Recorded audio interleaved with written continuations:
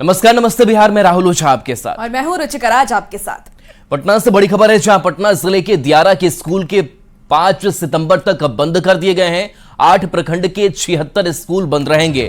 DM Chandrashekhar Singh ने आदेश जारी कर दिया है। पहले 31 अगस्त तक बंद करने का आदेश था। जलस्तर में कमी नहीं आने पर यह फैसला लिया गया है, तो अब छुट्टी जो है वो बढ़ा दी गई है। दियारा के स्कूल 5 सितंबर तक बंद रहेंगे। 8 प्रखंड के 76 स्कूल बंद रहेंगे। डीएम चंद्रशेखर सिंह ने यह आदेश जारी किया है। बता दें कि पहले 31 अगस्त तक की तारीख थी, लेकिन अब इसे बढ़ाकर 5 सितंबर तक कर दिया गया है, जब ये स्कूल बंद रहेंगे। जलस्तर में कमी नहीं आ रही है और इसी वजह से इस छुट्टी को बढ़ाया गया है।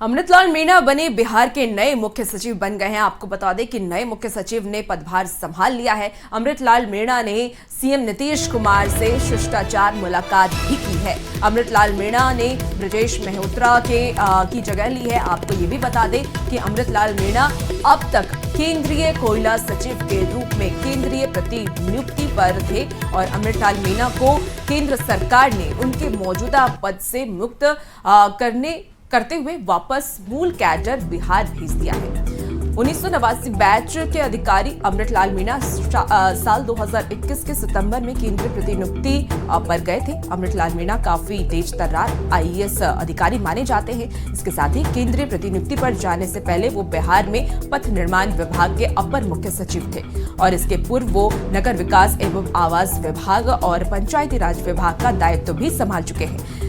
केंद्र में ग्रामीण विकास मंत्री रहे रघुवंश प्रसाद सिंह के सचिव भी रहे हैं।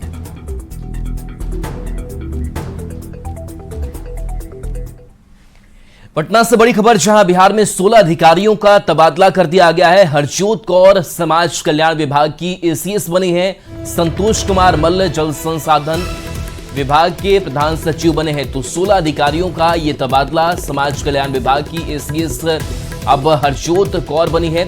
इसके साथ साथ संतोष कुमार मल का ट्रांसफर किया गया है। बता दें कि संतोष कुमार मल जल संसाधन विभाग के प्रधान सचिव बने हैं। इसके साथ साथ प्रेम सिंह मीणा का भी ट्रांसफर किया गया है। प्रेम सिंह मीणा मगध प्रमंडल के आयुक्त बनाए गए हैं।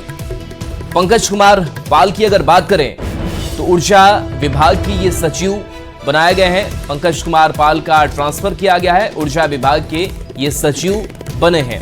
इसके साथ साथ लोकेश कुमार सिंह की अगर बात करें तो लोकेश कुमार सिंह का भी ट्रांसफर किया गया है। लोकेश कुमार सिंह अब वित्त विभाग के सचिव की जिम्मेदारी निभाएंगे। कुंदन कुमार बिहार औद्योगिक क्षेत्र में इनका ट्रांसफर किया गया है। इस बिहार औद्योगिक क्षेत्र के सचिव की जिम्मेदारी ये संभालेंगे। प्राधिकार प्रबंध निदेशक बने हैं वीरेंद्र प्रसाद यादव की अगर बात करें तो इनका ट्रांसफर हुआ है। वीरेंद्र प्रसाद यादव कृषि विभाग के सचिव बनाए गए हैं। तो ये नोटिफिकेशन भी आपके सामने है। इसके साथ साथ दिया निधि पांडे का ट्रांसफर किया गया है, जो अब कला संस्कृति विभाग की सचिव बनाई गई है। संदीप कुमार का ट्रांसफर हुआ है। संदीप कुमार अब लघु जल संसाधन विभाग के सचिव बने हैं। तो इन अधिकारियों का ट्रांसफर किया गया है। आशिमा जैन का तबादला किया गया है। आशिमा जैन की बात करें तो परिवहन विभाग की ये सचिव बनी है। इसके साथ साथ प्रतिमा सतीश कुमार वर्मा का तबादला किया गया है।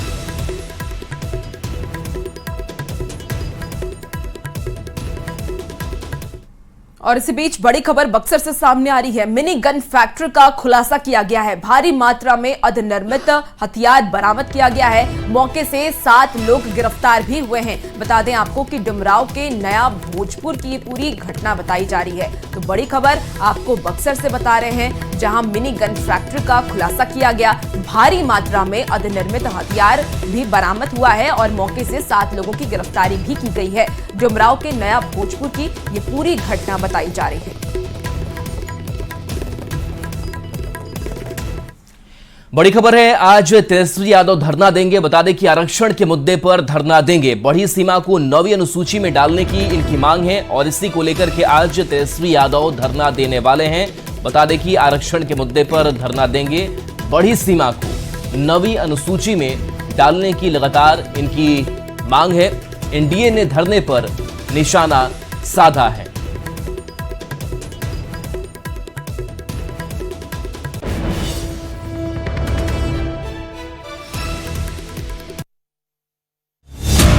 आरक्षण पर एक बार फिर बिहार की सियासत को गरमाने की कोशिश हो रही है। आरक्षण की बढ़ी हुई सीमा को संविधान की 9वीं अनुसूची में डालने की मांग को लेकर आरजेडी नेता तेजस्वी यादव रविवार को धरना देने जा रहे। तो ये समग्रता में अगर देखिए तो इस तरह की चीजों पर अगर चर्चा ना हो तो किन चीजों पे चर्चा होगी, क्योंकि इसके मायने सिर्फ आरक्षण की बढ़ोतरी तक नहीं है। तेजस्वी यादव का कहना है कि इसके लिए जरूरत पड़ी तो बड़ा से बड़ा आंदोलन करेंगे, लेकिन आरक्षण की बढ़ी हुई सीमा को संविधान की 9वीं अनुसूची में डलवा कर मानेंगे। किसी भी कीमत पर चाहे कुछ भी हो जाए, हमारी पार्टी और हमारे लोग इस जो आरक्षण हम लोगों ने बढ़ाया है इसको शेड्यूल लाइन में हम लोग डालेंगे, डलवाएंगे और भारत सरकार प्रधानमंत्री को घुटने टिकवाने का काम करेंगे। तेजस्वी यादव के धरना वाली रणनीति पर जेडीयू की ओर से मुख्य प्रवक्ता केसी त्यागी ने पलटवार किया है। केसी त्यागी ने कहा है कि फिलहाल मामला कोर्ट में है। वैसे नीतीश कुमार खुद मांग कर चुके हैं कि आरक्षण की बढ़ी हुई सीमा को संविधान की 9वीं अनुसूची में डाला जाए। तेजस्वी यादव के दिखावे के लिए धरना प्रदर्शन करने का कोई मतलब नहीं है। ये सारी चीजें सिर्फ और सिर्फ नीतीश कुमार के नेतृत्व और जेडीयू के सहयोग से ही संभव होंगी। दिखावा मात्र के लिए धरना प्रदर्शन करना बेमतलब बेमायने। तेजस्वी यादव के धरना पर हिंदुस्तानी अवाम मोर्चा के अध्यक्ष और बिहार सरकार के मंत्री संतोष सुमन ने भी निशाना साधा है। संतोष सुमन का कहना है कि तेजस्वी यादव को इतना ही दलितों से प्रेम है तो क्यों नहीं किसी दलित को सीएम पद का चेहरा बना देते हैं। अगर कुछ बनने की बात आता है तो पूरा परिवार अपने रहेंगे, अपने डिप्टी सीएम बने, क्यों नहीं किसी दलित को करते हैं। ये सब नौटंकी के सिवा कुछ नहीं है, सिर्फ जनता को भरमाने का काम कर रहे हैं। बिहार में अगले ही साल विधानसभा का चुनाव है। ऐसे में एक बार फिर से आरक्षण की आंच पर सियासी रोटी सेकने की कोशिश की जा रही है। वैसे बिहार में बढ़े हुए आरक्षण का मुद्दा सुप्रीम कोर्ट में है। न्यूज 18 के लिए दिल्ली से अमितेश सिंह और पटना से धर्मेंद्र कुमार के साथ ब्यूरो रिपोर्ट। और बेगूसराय में गिरिराज सिंह पर हमले की कोशिश हुई है, लेकिन गिरिराज सिंह के सुरक्षा कर्मियों ने उनको चोट नहीं लगने दी। बता दें आपको कि सैफी नाम के युवक पर हमला करने का आरोप है।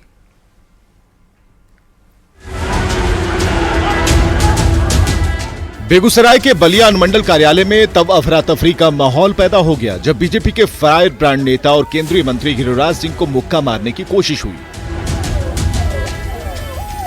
बेगूसराय से सांसद गिरिराज सिंह बलिया प्रखंड में जनता की समस्या सुनने पहुंचे थे। जनता दरबार से निकलते समय सैफी नाम के युवक ने गिरिराज सिंह पर हमला करने की कोशिश की, जिसे मंत्री के सुरक्षा कर्मियों ने नाकाम कर दिया। मुक्का मारने की कोशिश से नाराज गिरिराज समर्थकों ने आरोपी की पिटाई की और फिर पुलिस को सौंप दिया। तो ठीक ही कहा जोगी जी ने, बटोगे तो कटोगे। और ये आदमी अगर इसके हाथ में रिवॉल्वर होता तो मेरी हत्या कर देता। जिस ढंग से इसने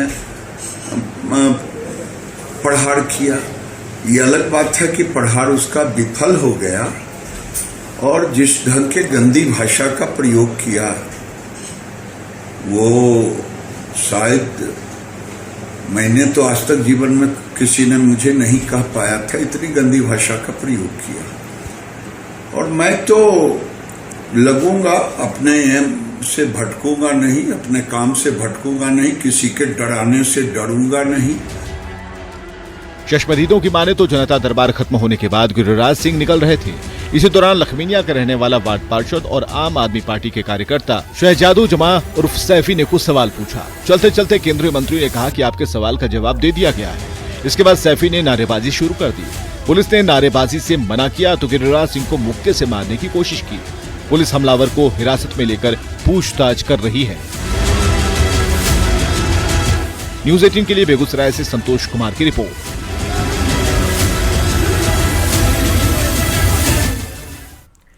भूमिहारों पर अशोक चौधरी के बयान के बाद सियासी घमासान मचा है। अशोक चौधरी की सफाई देने के बाद भी मामला शांत नहीं हो रहा है। अशोक चौधरी ने जहानाबाद लोकसभा चुनाव में जेडीयू की हार का ठीकरा भूमिहार समाज पर फोड़ दिया था। अब इस बयान के बाद अशोक चौधरी अपनों से घिर गए हैं। हम भूमिहारों को भी अच्छी तरह से जानते हैं। अब मेरा तो बेटी का ब्याह है, भूमिहार से हुआ है, तो और बढ़िया से जानते हैं। बस यही बयान बिहार के राजनीतिक गलियारे में बवाल मचा रहा है। बिहार की नीतीश सरकार में ग्रामीण कार्य मंत्री अशोक चौधरी जहानाबाद में जेडीयू के क्षेत्रीय कार्यालय के उद्घाटन समारोह में पहुंचे थे। उन्होंने लोकसभा चुनाव का मसला उठाते हुए भूमिहार जाति पर निशाना साध दिया और चुनाव के दरमियान नीतीश कुमार का साथ छोड़ने की बात कही। लेकिन अशोक चौधरी का यही बयान गंभीर होता चला गया। बात डिप्टी सीएम विजय कुमार सिन्हा के पास पहुंची तो बिना नाम लिए बस इतना कहा कि जाति की राजनीति करने वाले कभी न जमात के हितैषी हैं और न राष्ट्र के। जाति की बात करने वाले, जाति की राजनीति करने वाले कभी न जमात के हितैषी है न राष्ट्र के हितैषी हैं। इस तरह के मानसिकता कोई भी पढ़ा लिखा व्यक्ति नहीं रख सकता। बात निकली और दूर तलक गई। जेडीयू एमएलसी और तेज तर्रार प्रवक्ता नीरज कुमार ने अशोक चौधरी का नाम लिए बगैर कई सवाल खड़े कर दिए। नीरज कुमार ने बयान को नीतीश कुमार की नीति के विपरीत बताया और साथ ही पार्टी के निर्माण में अशोक चौधरी की भूमिका पर सवाल खड़ा कर दिया। बात यहां तक बढ़ गई कि नीरज कुमार ने कहा कि अगर कोई उपचुनाव प्रभावित करना चाहेगा तो इसे नहीं होने दिया जाएगा। उपचुनाव होने वाला है तो उसको कोई प्रभावित करना चाहेगा अपने बयान के माध्यम से, तो ये जनता दल की कार्यशैली के विपरीत है। और मगध के लोग इस बात को जानते हैं कि नीतीश कुमार जी के प्रति उनका भरोसा रहा है। केंद्रीय एमएसएमई मंत्री जीतन राम मांझी ने भी अशोक चौधरी के बयान को गलत बताया और नसीहतें डाली कि किसी की जाति पर सोच समझकर ही बोलना चाहिए। देखिए, अगर वो ऐसा कहें कि नहीं कहें हमको पता नहीं है, लेकिन कोई जाति विशेष की बात उठाना मेरे समझ से गलत है, नहीं होना चाहिए। अशोक चौधरी के बयान पर जेडीयू और बीजेपी को छोड़ आरजेडी नेता तेजस्वी यादव भी पीछे नहीं रहे। उन्होंने जेडीयू के चाल चरित्र पर ही सवाल खड़ा कर दिया। तेजस्वी ने तो यहाँ तक कह डाला कि नीतीश कुमार अपने नेताओं से ही बयान दिलवाते रहते हैं। जेडीयू पर जातीय उन्माद फैलाने का भी आरोप लगाया। जदयू पार्टी का चरित्र ही ऐसा है, ये लोग जातीय उन्माद जो है पैदा कराते हैं। एक नेता से कुछ बुलवाते हैं, दूसरे नेता से कुछ बुलवाते हैं। इन लोगों का चाल चरित्र है। हम लोग सकारात्मक लोग हैं, ये लोग नकारात्मक लोग। अशोक चौधरी का बयान भले ही पूर्व मंत्री जगदीश शर्मा के लोकसभा चुनाव के दौरान दिल्ली जाने से जुड़ा हो, लेकिन बिहार के भूमिहार जाति से आने वाले नेताओं को ये बात कसकर लग गई है। न्यूज 18 से खास बातचीत में अशोक चौधरी ने अपनी सफाई दी। उन्होंने किसी जाति के खिलाफ नहीं बोलने की बात कही। जिस जाति विशेष की बात कर रहा हूँ, मेरी बेटी भी आई हुई है, तो मेरी बेटी को बाहर कराइएगा क्या घर से? जाति विशेष को क्यों बोलेंगे? जीवन भर हम भूमिहार के गोद में रहे हैं। श्री बाबू और महेश बाबू मेरे पिताजी को पढ़ाए हैं। ये सब अब कोई आदमी समझ रहा है कि हमको मतलब अशोक चौधरी को बोलना मतलब पूरे पासी समाज, महादलित समाज को बोलना, तो गलत बात है ना। अशोक चौधरी के पिता को भले ही श्री बाबू ने पढ़ाया हो और भले ही वे भूमिहार जाति को बेहतर जानते हों, लेकिन राजनीति अपने हिसाब से बयान को समझती है और समझाती है, चाहे अब अशोक चौधरी कितनी भी दलील दे लें। न्यूज 18 के लिए पटना से अमित कुमार, आनंद अमृतराज और शैलेंद्र कुमार की रिपोर्ट। भूमिहार पर अशोक चौधरी के बयान पर सियासत गर्म है। जहानाबाद के पूर्व सांसद चंदेश्वर प्रसाद चंद्रवंशी ने अशोक चौधरी का बचाव किया है, तो कांग्रेस विधायक अजीत शर्मा ने अशोक चौधरी पर बड़ा हमला बोलते हुए कहा कि उन्हें माफी मांगनी चाहिए। पूर्व सांसद अरुण कुमार ने कहा कि नीतीश कुमार को और दुश्मन खोजने की जरूरत नहीं है, तो बीजेपी के वरिष्ठ नेता संजय पासवान ने भी अशोक चौधरी पर निशाना साधा। तो राज्यसभा सांसद भीम सिंह चंद्रवंशी ने ऐसे बयानों से बचने की नसीहत दी। वो किसी जाति विशेष पर कोई बात बोले हैं, वो सिर्फ वैसे व्यक्तियों पर बोले हैं, वैसे पार्टी के नेताओं के बारे में बोले हैं और जनरल बोले हैं। वो ऐसा थोड़े किसी को इंगित करके या किसी का नाम लेके तो नहीं बोले हैं। जो 100 करोड़ रुपया बैंक का गटके हुए है, जिस पर सीबीआई की जांच चल रही है, ये संविधान का शपथ लेकर के मंत्री बने हुए हैं, तो जो सरकार में मंत्री बनाए हुए हैं उनको सोचना चाहिए। तो नीतीश कुमार को और दुश्मन खोजने की जरूरत नहीं है। क्या उन्होंने राय दिया हमको नहीं पता है, लेकिन अगर किसी जाति को अब ऑफेंड हुआ है, कोई जाति को दुख पहुंचा है, तो वैसा बयान नहीं दिया जाना चाहिए। सामाजिक न्याय एक अलग चीज है, किसी दूसरे को गाली देना अलग चीज है। ये तो लालू प्रसाद जी की शैली रही है। शायद अशोक चौधरी जी माननीय मंत्री को याद नहीं है, उनके पिताजी आदरणीय महावीर चौधरी जी बरभिग्गा से जीतते थे। क्या आप भूल गए कि आपको सारे भूमिहार वोट आपके पिताजी को देता था? आप दलित समुदाय से आते थे, सारे भूमिहार आपको वोट देता रहा। आपको शर्म आना चाहिए। आपको बिहार से सभी जातियों से माफी मांगना चाहिए।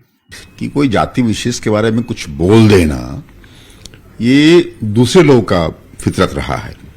जैसे आरजेडी के लोगों ने कभी कहा कि साहब बुरा बाल साफ करो, कभी कुछ कहा उन्होंने। इस ढंग से अशोक जी को बिल्कुल अपने आप को लालू का कॉपी कर रहे हैं, अगर तो ये अच्छी बात नहीं है। खबर नवादा से है, जहां उत्पाद विभाग ने कार्रवाई करते हुए प्रतिबंधित कफ सिरप को जब्त किया है और कंटेनर सहित ट्रक ड्राइवर को भी गिरफ्तार कर लिया है। जानकारी के मुताबिक सूचना मिलने पर उत्पाद विभाग ने गाड़ी चेकिंग अभियान चलाते हुए रजौली जांच चौकी पर 345 कार्टन में कुल 3,450 लीटर कप सिरप को जब्त किया। गिरफ्तार ट्रक चालक ने रांची के लालपुर इलाके से कप सिरप को लोड किया था और बिहार के मधेपुरा जिले के मुरलीगंज स्थित जेल चौक ले जाना था। फिलहाल पुलिस ने प्राथमिकी दर्ज कर ली और मामले की जांच में जुटी हुई है। इसको परिभाषित किया गया है तब है जो कि अधीक्षक महोदय के निर्देश पर इसको जब्त किया गया और उस पर कार्रवाई की गई है। उत्पाद थाना कांड संख्या है जो कि 598/24 दर्ज किया गया है और है जो कि इस पर जो लोग गिरफ्तार हुए हैं चालक उमेश यादव, उन्हें गिरफ्तार कर जेल भेजा गया है। प्रधानमंत्री नरेंद्र मोदी ने 3 नई वंदे भारत ट्रेन का उद्घाटन किया। पीएम ने वर्चुअली तीनों वंदे भारत को हरी झंडी दिखाई है। आपको ये बता दें कि ट्रेनें चेन्नई से नागरकोइल और मदुरई बेंगलुरु और मेरठ लखनऊ के बीच चलेंगी। एक और अध्याय जुड़ रहा है। शनिवार को फिर से देश को वंदे भारत की सौगात मिली है। प्रधानमंत्री नरेंद्र मोदी ने 3 नई वंदे भारत ट्रेनों को वर्चुअली हरी झंडी दिखाकर रवाना किया। प्रधानमंत्री मोदी ने कहा कि वंदे भारत के चलने से विकसित भारत की ओर एक और कदम बढ़ाया गया है।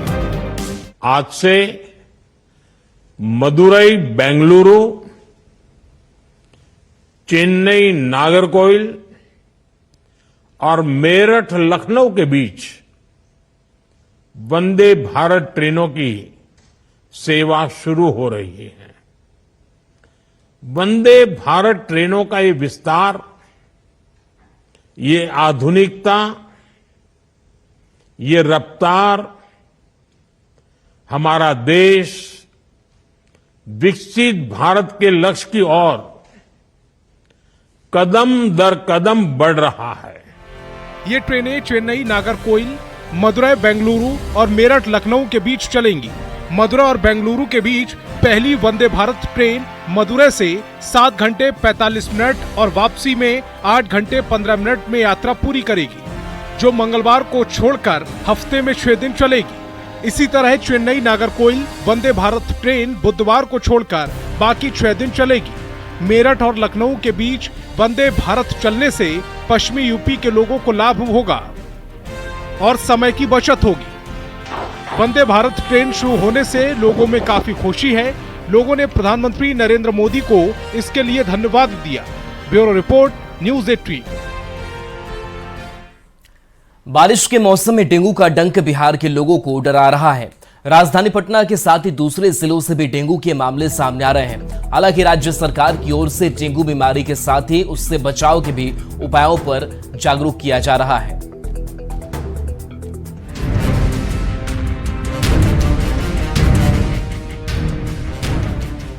एक छोटा सा मच्छर कितना खतरनाक साबित हो सकता है, इसे डेंगू बीमारी को देखकर समझा जा सकता है।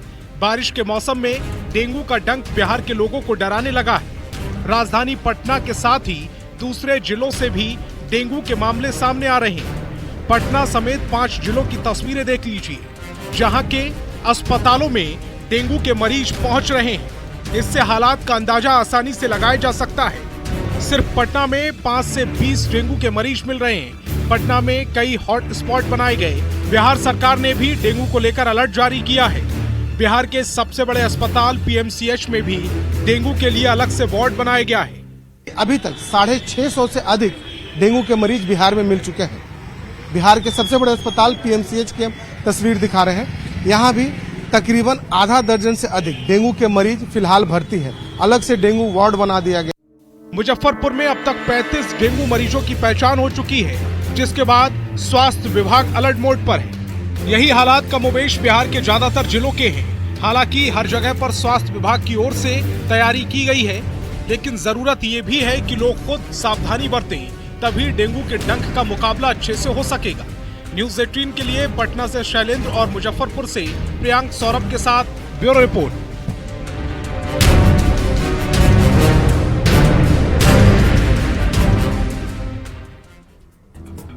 और फिलहाल रुकेंगे एक छोटे से ब्रेक के लिए, जल्द हाजिर होते हैं।